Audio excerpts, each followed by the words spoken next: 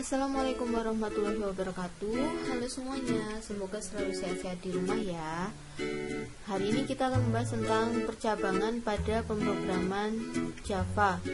Nah, sebenarnya apa sih percabangan? Percabangan diibaratkan kayak alur program yang memiliki beberapa pilihan kondisi. Atau ya kalian kalau di jalan raya itu kan pasti ada tikungan atau cabang kiri kanan atau lurus perempatan pertigaan. Nah itu diibaratkan seperti itu. Jadi kita memiliki beberapa pilihan kondisi atau beberapa syarat pada alur programnya. Bentuk-bentuk percabangan itu ada 4.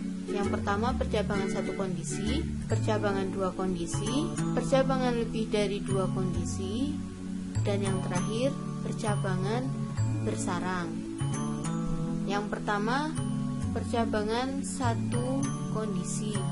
Seperti dijelaskan sebelumnya, percabangan selalu memiliki kondisi dan pernyataan. Bisa dilihat flowchartnya di sini. Percabangan digambarkan dengan simbol belah ketupat atau wajik ya. Nah ini flowchartnya diawali dengan simbol mulai. Kemudian di sini ada simbol wajik atau belah ketupat untuk menyatakan kondisi.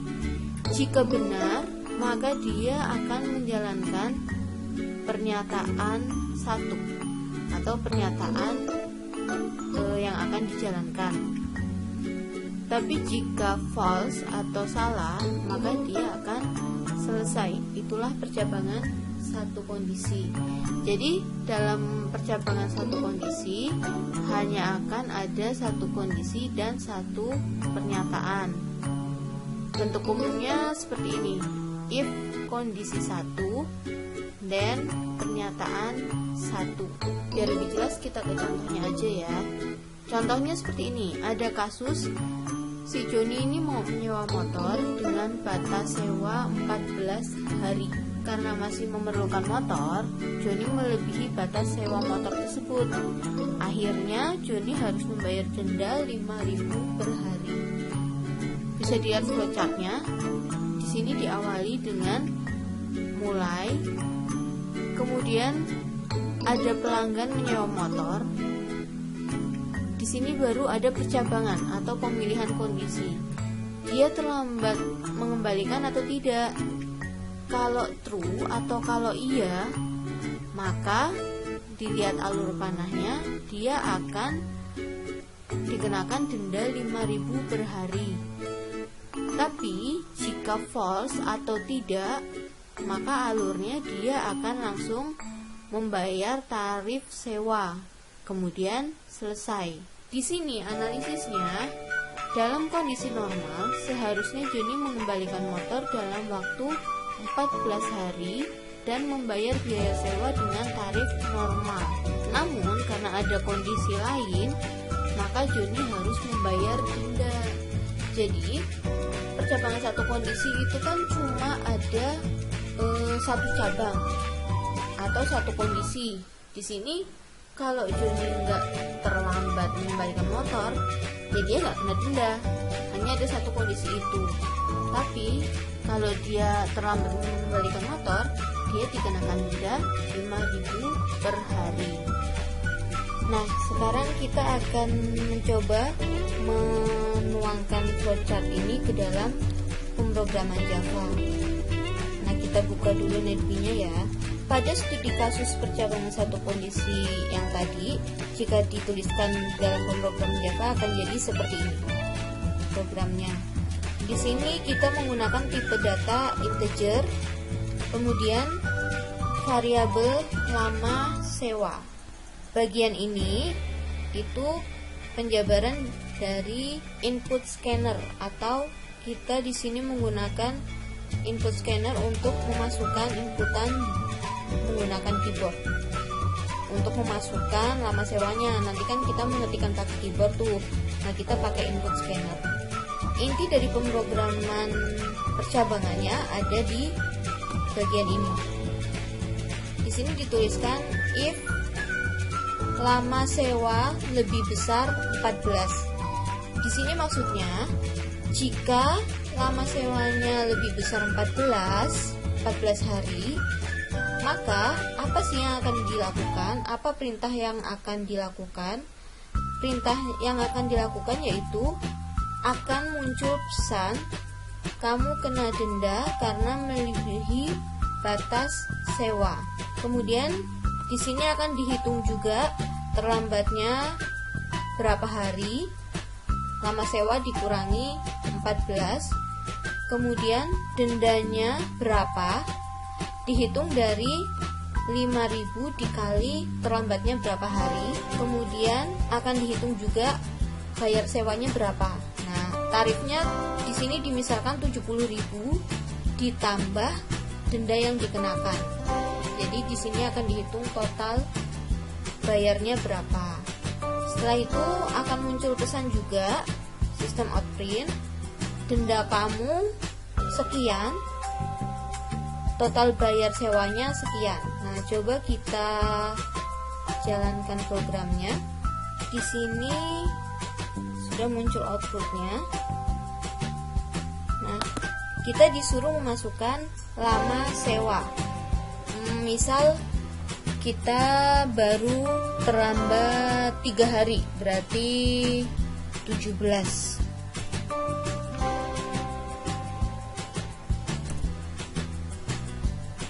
Ketika kita masukkan 17, maka di sini akan muncul pesan kamu kena denda karena melebihi batas sewa. Kemudian denda kamu 15.000 karena kita terlambat 3 hari ya. 3 dikali 5.000 15.000. Kemudian total bayar sewanya 85.000. Di sini diperoleh dari 70.000 atau tarif sewanya kita misalkan 70.000 ditambahkan dengan 15.000. Sekarang kita coba jalankan lagi kalau tidak terlambat sewanya.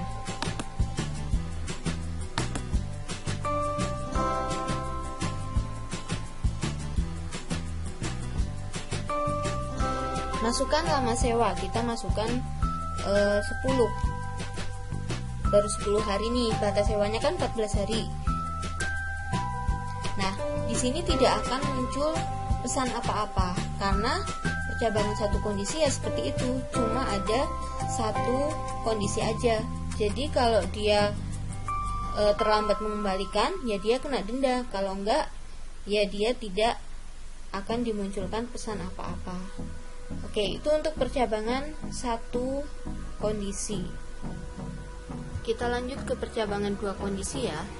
Untuk percabangan dua kondisi, sesuai dengan namanya, percabangan dua kondisi.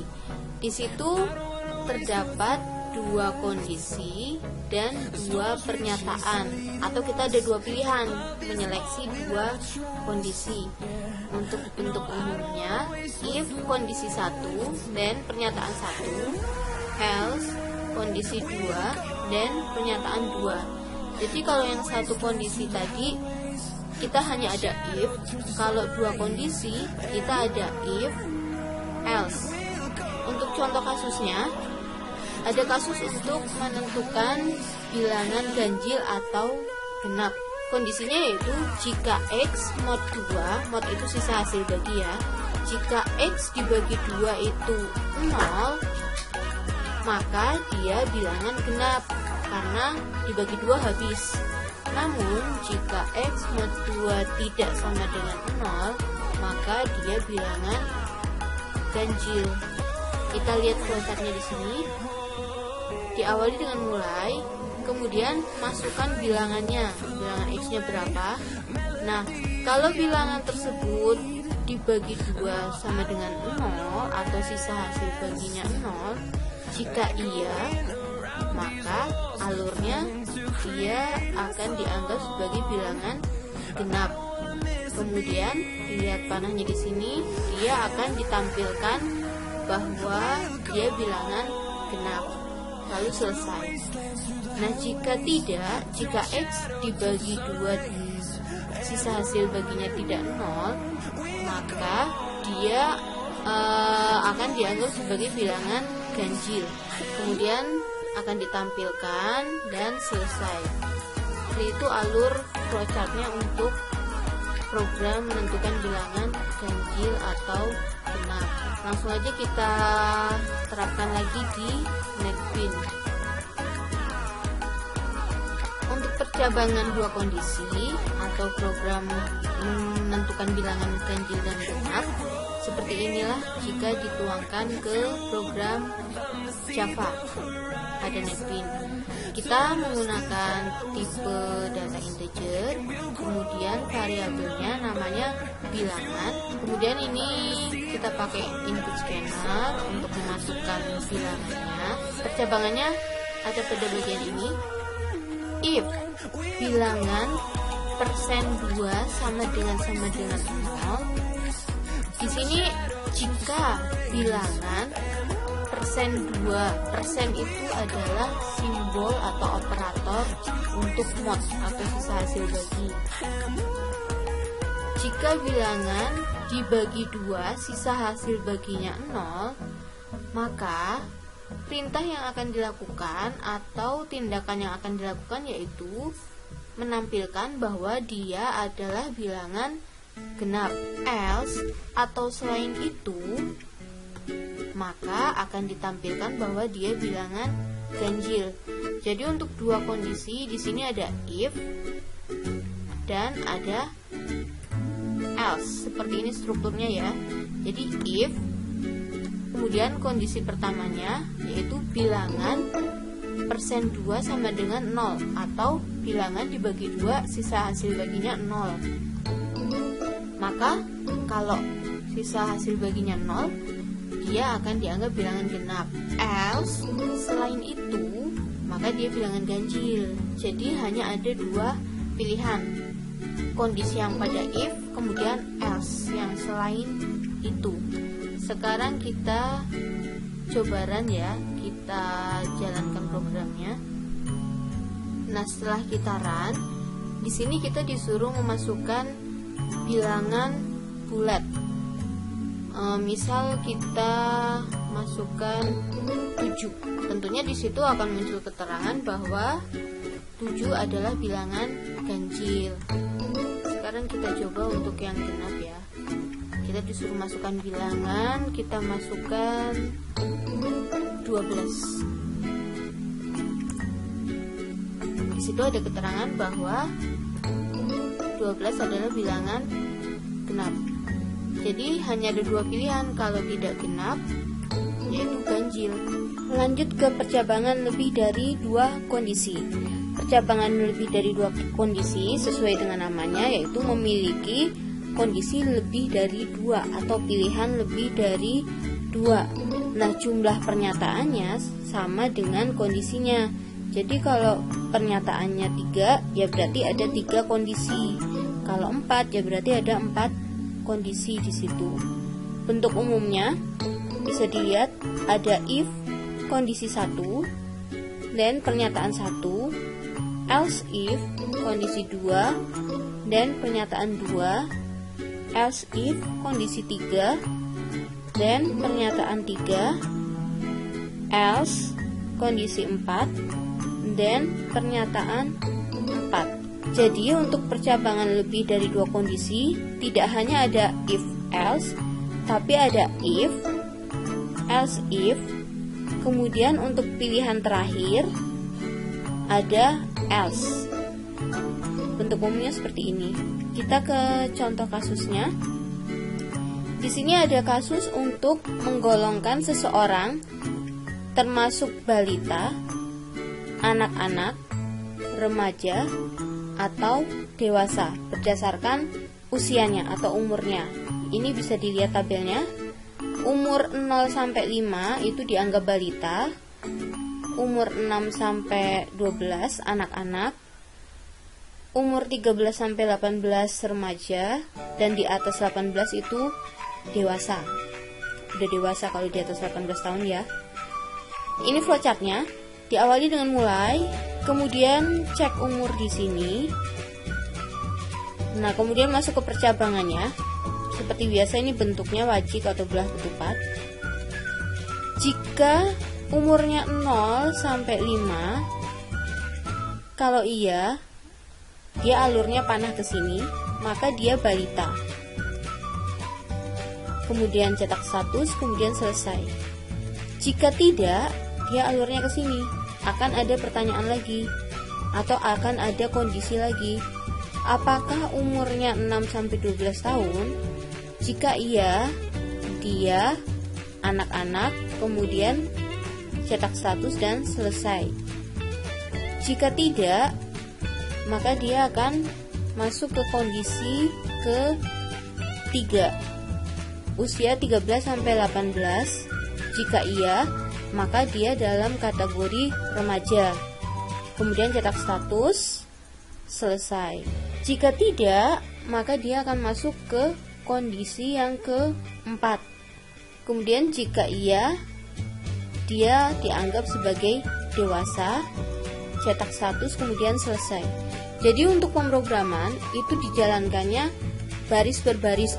Kondisi pertama dia akan dibaca, kalau iya dia akan dieksekusi, dijalankan perintahnya, kemudian cetak status, selesai. Jika tidak, dia akan masuk ke kondisi atau pilihan yang kedua. Jika belum memenuhi, dia akan masuk ke kondisi yang ketiga. Jika belum memenuhi juga, dia akan masuk ke kondisi keempat atau kondisi terakhir.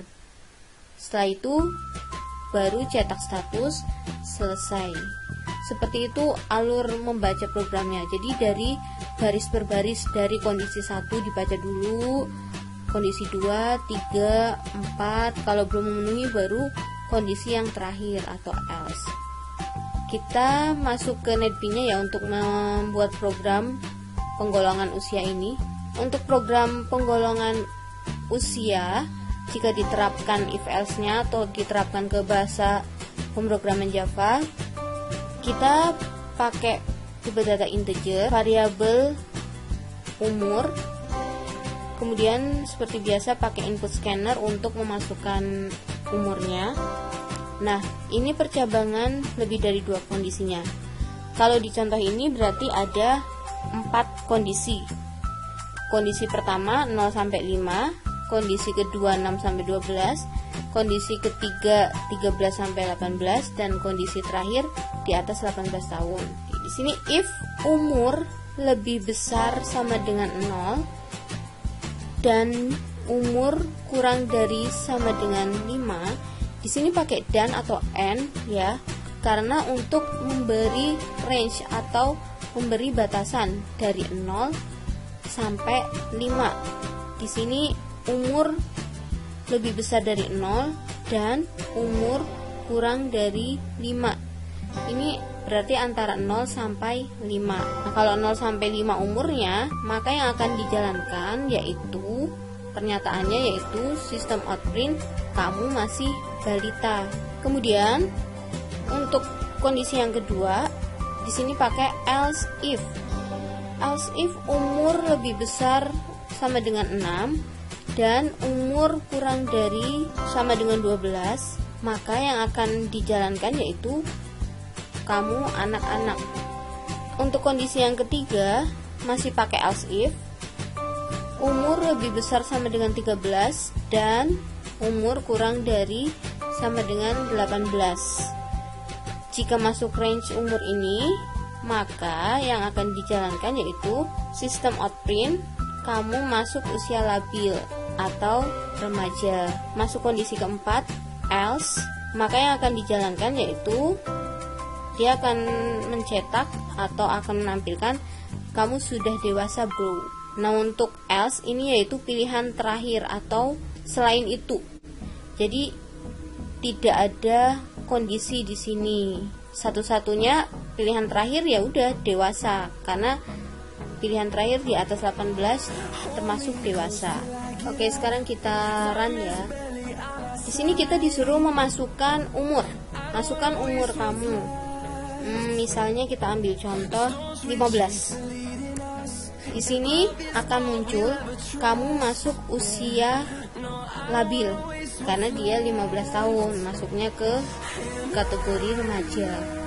Jadi karena dari kondisi 1 tidak memenuhi syarat, kondisi 2 tidak memenuhi syarat, masuk kondisi 3 baru dia memenuhi syarat, maka baru dijalankan kamu masuk usia labil atau muncul keterangan kamu masuk usia labil atau remaja. Kita ambil contoh yang lain ya. Misalnya 4.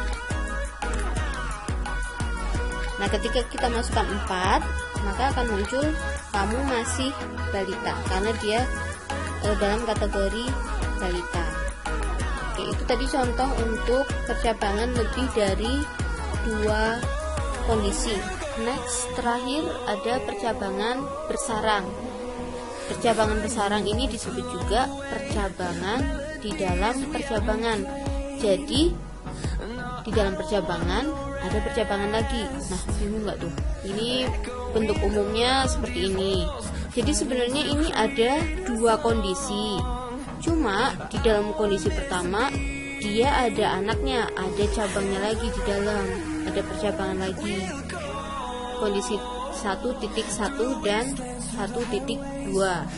Kemudian untuk kondisi 2 juga di dalamnya ada percabangan lagi, kondisi 2.1 dan 2.2. Untuk contohnya aja biar nggak pusing ya. Nah, untuk contohnya ada sebuah toko dalam rangka Hari Kartini. Toko tersebut memberikan diskon khusus untuk pelanggan wanita, sedangkan pelanggan pria tidak mendapatkan diskon. Bisa dilihat di tabelnya juga ya. Kalau pelanggan wanita tersebut belanja di atas 300.000, maka mendapat diskon 50%. Kalau dia belanja kurang dari 300.000, diskonnya 10%. Tapi kalau yang belanja pria, maka dia tidak dapat diskon. Nah, ini di sini terjadi percabangan di dalam percabangan atau termasuk percabangan bersarang. Kita lihat flowchartnya aja biar jelas. Kita awali dengan mulai, kemudian cek pelanggan. Apakah dia wanita? Kalau iya, maka dia di dalamnya akan ada percabangan lagi atau ada pilihan kondisi lagi. Apakah belanja di atas 300.000? Jika iya, dia diskon 50%. Tapi jika tidak, dia alurnya ke sini, diskon 10%. Nah, itu. Jadi di dalam kondisi apakah dia wanita atau tidak ini, di dalamnya ada kondisi lagi. Ada pilihan lagi, belanja di atas 300.000 atau tidak untuk menentukan diskonnya. Kemudian jika cek pelanggan apakah dia wanita, jika tidak, maka dia tidak dapat diskon, langsung cetak total bayar dan selesai. Ini untuk flowchartnya percabangan bersarang. Jadi ada percabangan di dalam percabangan. Kita coba terapkan ini untuk di NetBee-nya ya. Ini untuk program percabangan bersarang lebih panjang ya. Nah, di sini kita gunakan tipe data string untuk nama variabel jenis kelamin. Kemudian tipe data integer untuk total belanja dan bayar. Total belanja ini untuk menghitung dia belanjanya berapa, kemudian bayar ini untuk total yang dia harus bayarkan. Kita pakai input scanner. Di sini kita akan memasukkan jenis kelamin, total belanjanya berapa. Kemudian percabangan bersarangnya ada di sini. If jenis kelamin equals ignore case pria, jika dia pria, di sini kita pakai equals ignore case untuk mengambil atau menyimpan karakter tulisan pria ini, ignore case agar tidak memperhatikan atau tidak menghiraukan besar kecilnya huruf. Oke, lanjut penjelasannya. If jenis kelamin pria, jika jenis kelamin pria nanti dituliskan, jenis kelaminnya nanti dituliskan pria, maka dia akan muncul pesan maaf karena Anda pria jadi tidak dapat diskon. Else, pada else ini dia di dalamnya ada if lagi. If total belanjanya di atas 300.000, maka dia akan dapat diskon 50%. Else, dia dapat diskon 5%. Oh, maaf, 10% ya. Else, dia akan dapat diskon 10%. Jadi di sini sebenarnya ada dua kondisi. If jenis kelamin pria, else berarti selain pria, nggak lain dan nggak bukan, yaitu wanita. Kemudian di dalam kondisi yang kedua ini, atau jika dia wanita ini, dia ada percabangan lagi di dalamnya.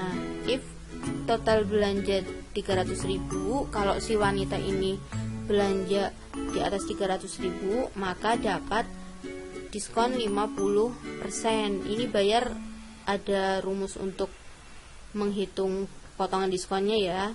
Total belanja dikurangi 50%-nya dari total belanjanya.